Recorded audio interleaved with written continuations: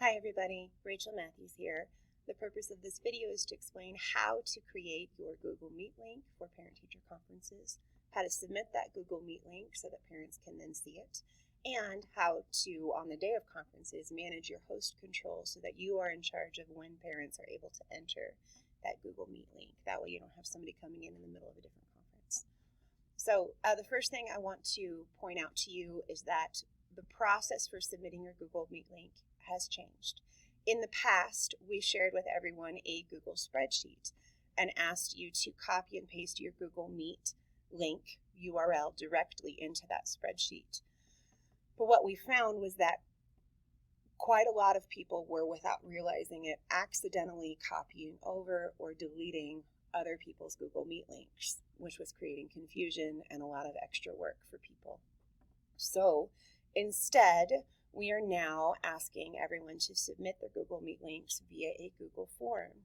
That Google form will then populate a spreadsheet that we will manage and make sure is, organized and looking good for parents, but that no one other than Danielle and I will have editing rights to. That way no one else's Google Meet link will accidentally get deleted or copied over. So first step is to open up this Google form. This would have been shared with you via email from Danielle or myself.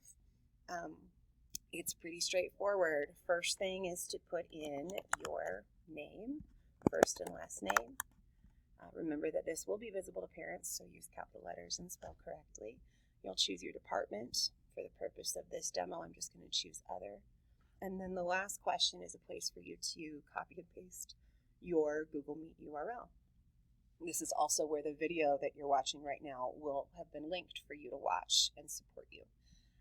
So first thing I need to do now that I've opened the form and I've filled out the first 3 questions is I need to actually create my Google Meet link. So now I'm going to go into my district Gmail account.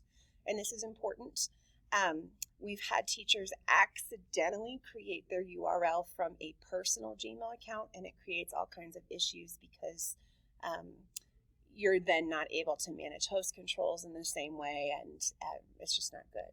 So please make sure that you are doing this from your district Gmail account. And I know that I am because it says Douglas County School District in the top right corner. So then I'm going to click on the waffle, and from there I'm going to open Meet. Once I open Google Meet, I'm going to click New Meeting. I am not going to create a code or a nickname, but I'm going to click New Meeting. And what I'm going to do right now is I'm going to choose the first option, Create a Meeting for Later. This little pop-up box is going to appear, and the first line is the only piece of information that we need. I'm going to highlight that, and I'm going to hit Command-C. If you click on this instead, it copies all of this information, not just the link, but also the phone number and the PIN number, and we don't need all of that. So please just highlight the first line and copy that. From there, you'll go back to the Google form, you'll paste it, and you'll hit Submit. Boom. That's it. What will happen then is it will then populate this spreadsheet. This will be organized and look all pretty for parents, but the most important thing is that they'll be able to find your name and your Google Meet link. So then if we fast forward to the day of conferences, what you're going to want to do before your first conference is click on the link. The spreadsheet will also be shared with you.